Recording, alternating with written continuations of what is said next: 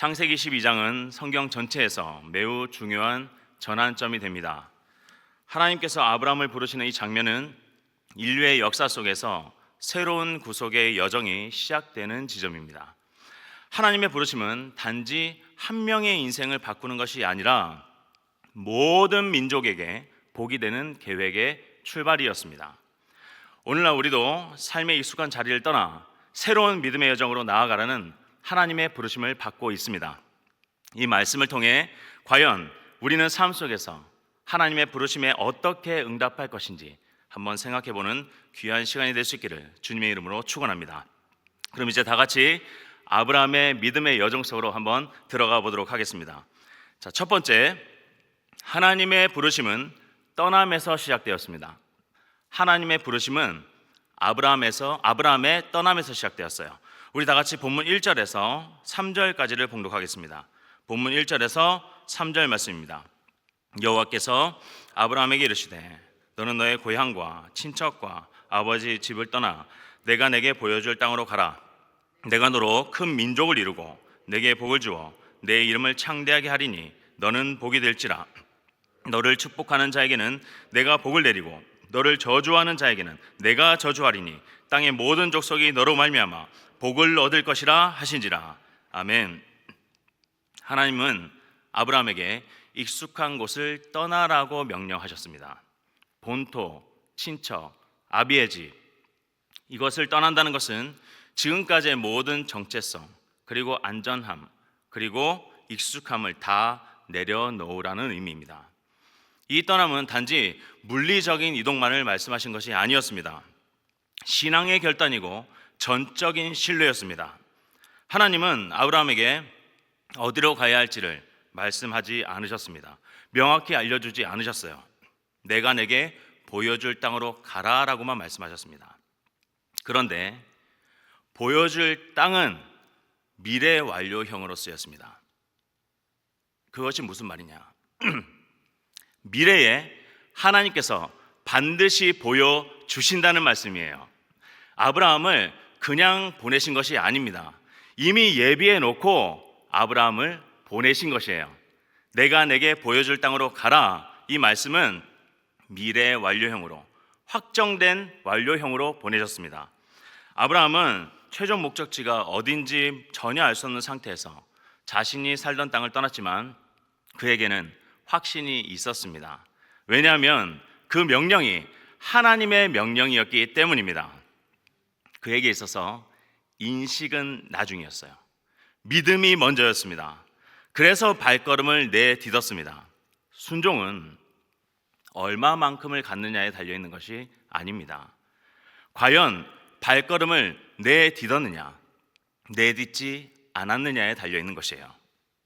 아브라함은 가장 먼저 하란에서 가나안 땅으로 발걸음을 내딛었습니다. 그리고 가나안 땅에 도착해서는 세겜으로, 그 다음은 베델 동쪽산으로, 그 다음은 점점 더 남방으로 옮겨갔습니다. 자신이 갈 수 있는 최선을 다해 한 걸음 한 걸음 발걸음을 내딛었던 것입니다. 믿음의 여정에 있어서 인식은 나중입니다. 인식을 먼저 하면 내 생각이 앞설 수밖에 없습니다. 불확실함 속에서도 하나님을 신뢰하고 한 걸음을 내딛었을 때 하나님의 역사를 경험하게 될 줄로 믿습니다. 우리의 삶 속에서 떠나야 할 하란은 과연 어디입니까?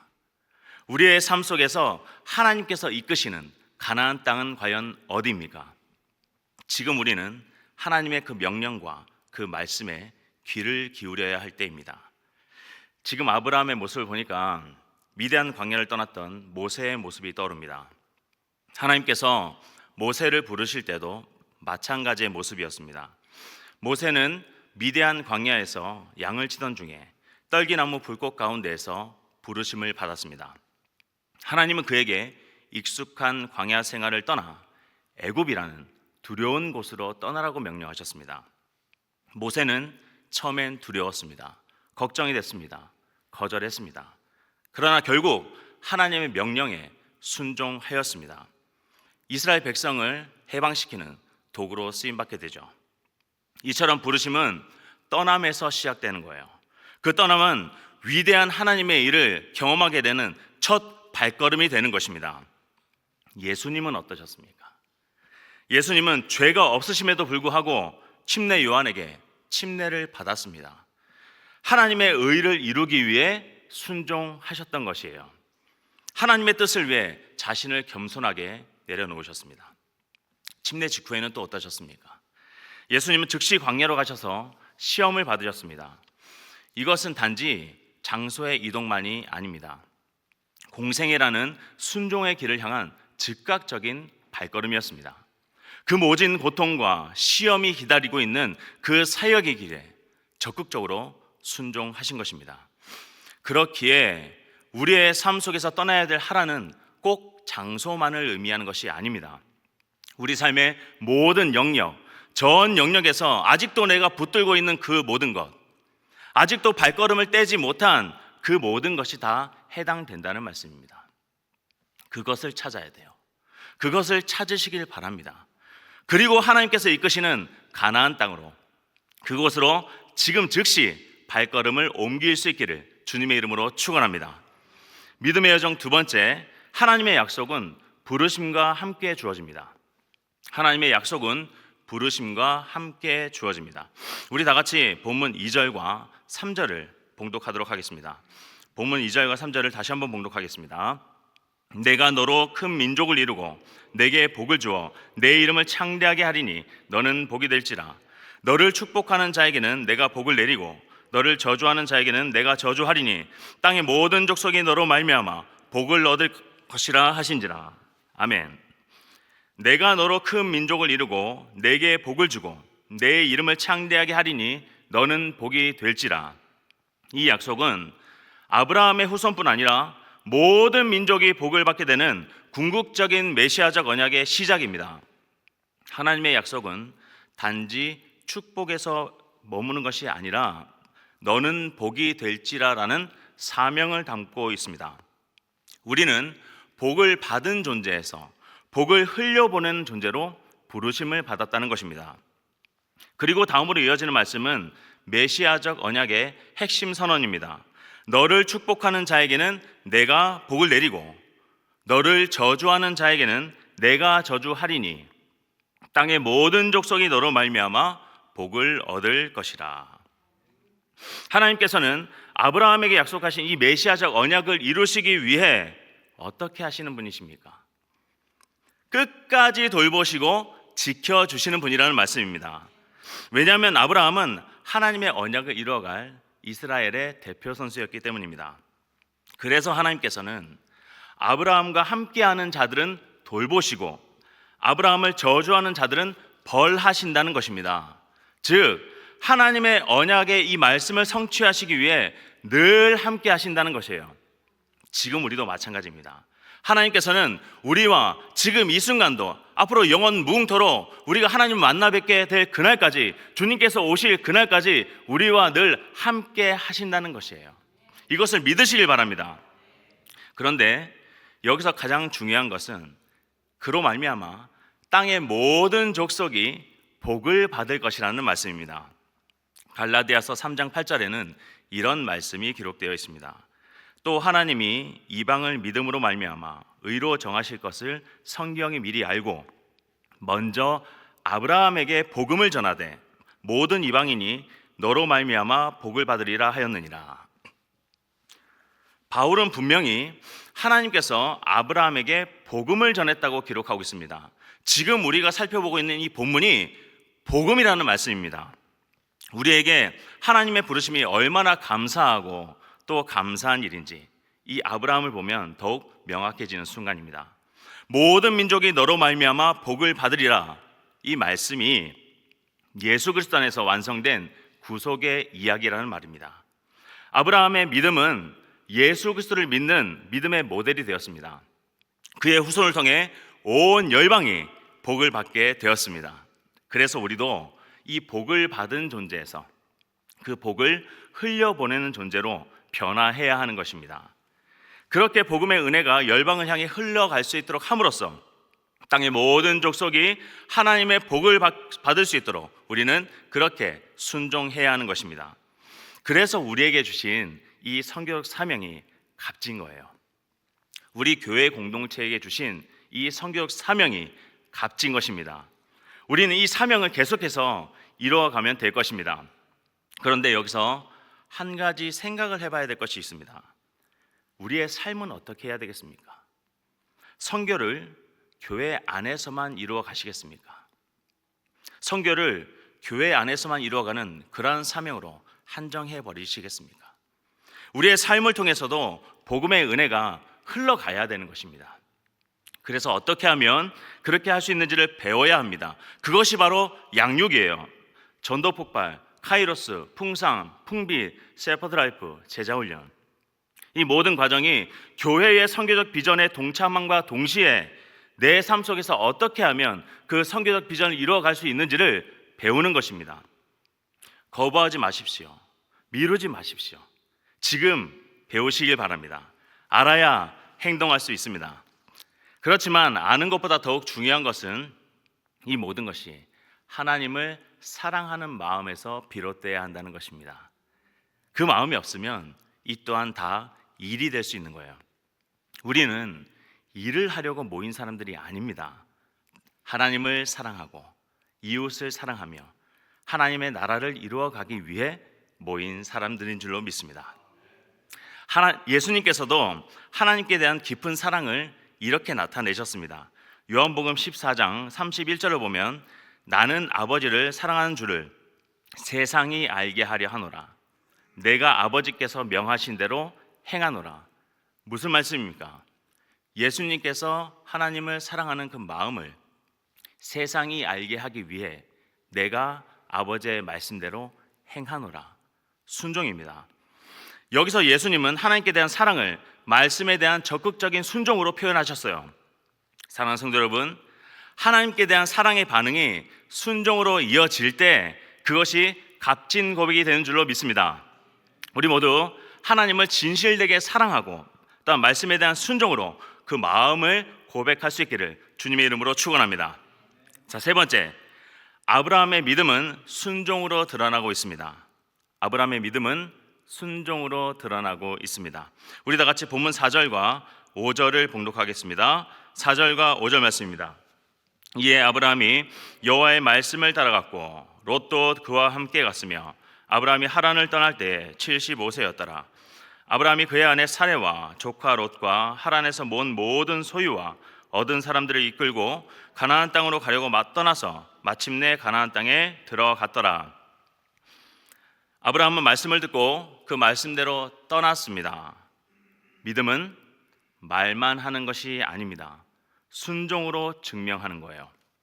하란에서 가나안까지의 여정은 결코 쉽지 않았습니다. 그런데 그는 하나님의 말씀을, 그 약속의 말씀을 붙들고 나아갔습니다. 우리의 삶에도 순종을 요구하는 영역들이 있습니다.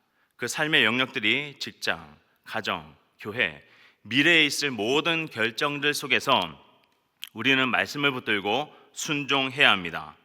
순종은 즉각적일 때 가장 강력한 믿음의 표현이 됩니다. 그런데 아브라함은 하나님의 명령을 받고 하란에서 어떻게 처음에 가나안 땅으로 향할 수 있었을까요? 분명 하나님은 내가 내게 보여줄 땅으로 가라고만 말씀하셨지 그 어떤 방향조차도 알려주지 않으셨습니다. 그런데 아브라함은 가나안 땅으로 향했어요. 그것도 의지적으로 향했습니다. 5절에 보면 아브라함이 가나안 땅으로 가려고 떠났다라고 기록하고 있습니다. 의지적인 표현이에요. 그냥 간 것이 아닙니다. 가려고, 가나안 땅을 가려고 떠났던 것입니다. 그리고 6절과 7절 말씀에서는 그와 그 일행이 세겜 땅에 이르렀을 때 비로소 하나님께서 이 땅을 내 자손에게 주리라라고 하셨습니다. 그곳이 하나님께서 보여줄 땅이었다는 것입니다. 아브라함은 하란을 떠날 때 확신을 가지긴 가졌습니다. 그런데 하나님의 직접적인 말씀이 있었던 것이 아니었어요. 그럼에도 그는 어떻게 하란을 떠날 수 있었을까요? 그것도 정확하게 하나님께서 예비하신 그 가나안 땅으로 말입니다. 이것이야말로 전적인 하나님의 인도하심입니다. 가나안 땅을 목적지로 정한 데는 하나님의 인도하심이 있었다는 사실입니다. 그는 고민했을 것이에요. 걱정이 아니라 생각을 했을 것입니다. 과연 어디로 가는 것이 하나님의 뜻을 따르는 것일까? 과연 하나님께서 나를 어디로 향하기를 원하시는 것일까? 그럼 누가 그 방향을 알려주셨겠습니까? 그 발걸음을 누가 인도해 주셨겠습니까? 하나님이십니다. 그렇기 때문에 아브라함이 도착한 곳과 하나님의 뜻이 딱 맞아 떨어지는 것입니다. 아브라함은 자신을 위해 고민하지 않았습니다. 하나님을 위해 생각을 했던 거예요. 어디로 가야 되는지 하나님 알려주십시오. 사랑하는 성도 여러분, 아브라함은 하나님의 명령에 신뢰함으로 반응했습니다. 의지적으로 발걸음을 내딛었어요. 우리가 순종하면 나중에 모든 일은 하나님께서 반드시 책임져 주십니다. 그렇기에 믿음은 말만 하는 것이 아닙니다. 순종으로 증명해야 하는 것이에요.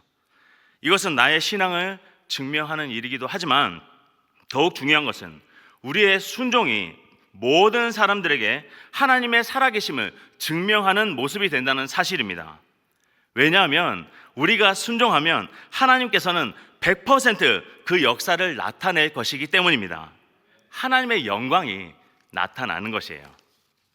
하나님은 그렇게 우리를 통해 일하기를 원하십니다. 우리 모두가 말만 하는 것이 아니라 순종으로 하나님의 영광을 나타낼 수 있기를 주님의 이름으로 축원합니다. 자, 끝으로 예배는 믿음의 여정 속에서 항상 드리는 것입니다. 예배는 믿음의 여정 속에서 항상 드리는 것이에요. 자, 우리 다 같이 본문 6절에서 9절까지를 봉독하겠습니다. 본문 6절에서 9절까지의 말씀입니다. 아브라함이 그 땅을 지나 세겜 땅 모래 상수리 나무에 이르니 그때에 가나안 사람이 그 땅에 거주하였더라. 여호와께서 아브라함에게 나타나 이르시되 내가 이 땅을 내 자손에게 주리라 하신지라. 자기에게 나타나신 여호와께 그가 그곳에서 제단을 쌓고 거기서 베델 동쪽 산으로 옮겨 장막을 치니 서쪽은 베델이요 동쪽은 아이라. 그가 그곳에서 여호와께 제단을 쌓고 여호와의 이름을 부르더니 점점 남방으로 옮겨갔더라. 아브라함은 지금 가는 곳마다 단을 쌓고 하나님께 예배하고 있습니다. 하나님, 제가 정착을 딱 하게 되면 그때 하나님께 예배를 드리겠습니다가 아닙니다. 예배는 정착 이유가 아니라 믿음의 여정 속에서 항상 드리는 것입니다. 지금 아브라함이 그렇게 예배를 드리고 있는 거예요. 믿음의 여정 속에서 예배는 방향을 잃지 않게 해주는 나침반이 됩니다. 제가 예전에 나침반의 특성에 대해서 한번 말씀드린 적이 있습니다. 나침반은 한 번의 방향을 잡는 것이 아니라 바늘이 이리저리 흔들리다가 결국 방향을 잡게 됩니다. 지구의 자기력이 바늘의 방향을 결정해 주는 거죠. 그렇다면 바늘이 우리의 모습이라고 했을 때 결국 우리 신앙의 모습과 삶의 방향을 잡게 해주는 힘은 어디에서 나오는 것입니까? 두말할 것 없이 하나님이십니다. 하나님께서 우리의 신앙과 삶의 모습을 가장 올바른 방향으로 잡아 주시는 거예요. 그래서 예배가 중요한 것입니다. 우리가 살아가면서 그 어느 때보다도 그 어느 순간보다도 뜨겁게 하나님을 만날 수 있는 순간이 언제겠습니까? 그 순간을 놓치면 안 되는 것입니다. 그것이 바로 예배입니다.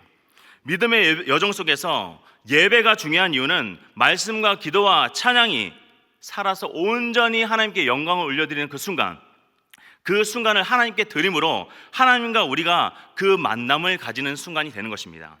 우리 모든 삶 속에 구별된 시간을 하나님께 온전히 드려야 하는 이유가 바로 여기에 있습니다. 아브라함은 순종을 위한 삶의 변화 속마다 그때마다 하나님께 임재를 구하는 삶을 살았습니다. 이것이 진정한 예배자의 모습입니다. 내가 어떠한 상황이 되었다고 해서 하나님을 예배하는 것이 아닙니다. 삶의 모든 순간 속에 하나님을 예배해야 하는 것입니다. 우리도 아브라함처럼 삶의 어느 지점에서나 단을 쌓는 자가 될 수 있기를 주님의 이름으로 소망합니다. 축복합니다. 축원합니다. 그렇기에 지금 이 순간이 하나님을 만나는 결정적인 순간이 됨을 믿습니다. 오늘도 우리의 삶 속에서는 어떠한 일이 일어날지 아무도 모릅니다. 우리는 한 인간으로서는 불확실한 삶을 살고 있습니다. 하지만 반대로 하나님의 자녀로서는 확실한 삶을 살아가고 있는 줄로 믿습니다. 하나님께서는 우리 삶의 여정마다 늘 함께 하시고 늘 동행해 주고 계시며 우리가 어떠한 삶을 살아야 하는지를 명확하게 지금도 알려주고 계십니다. 우리가 느끼질 못하는 거죠. 그럼에도 불구하고 아직도 나의 삶이 불확실하다고 느껴지는 분, 생각되는 분이 계십니까? 그것은 아직 내가 살아있는 것입니다. 내가 죽어야 하나님이 보입니다. 예배 속에서 뜨겁게 하나님을 만나는 순간이 복된 이유가 바로 여기에 있는 것입니다. 나를 죽이고 하나님만을 예배하며 하나님을 만날 수 있는 그 시간, 그 구별된 시간을 하나님께 드림으로써 그분과 더욱 가까워질 수 있는 시간이 되는 것입니다. 그리고 그 시간을 더욱 자주 더 많이 만들어야 되는 것입니다. 그럼 우리의 신앙과 삶의 방향은 분명히 하나님께서 책임져 주실 줄로 믿습니다. 사랑하는 성도 여러분, 말씀을 정리하겠습니다. 지금 바로 믿음의 여정을 시작하십시오. 발걸음을 내디디시길 바랍니다. 하나님의 부르심은 지금도 계속되고 있습니다. 익숙한 삶의 자리에서 지금 이 순간 믿음의 자리로 옮기시길 바랍니다. 아브라함이 그러했고 예수님께서 그러하셨듯이 하나님께 순종으로 나아갈 수 있기를 바랍니다. 그럼 우리 신앙과 삶은 하나님께서 책임져 주십니다. 또한 삶의 여정 속에서 날마다 아브라함처럼 단을 쌓고 예배하며 주님께 한 걸음 한 걸음 최선을 다해 나아가는 우리 모두가 될 수 있기를 바랍니다. 그렇게 오늘 하루도 주님의 영광을 위해서 우리 모든 삶을 주님께 온전히 내어드리는 그런 복된 삶이 될 수 있기를 주님의 이름으로 축원합니다.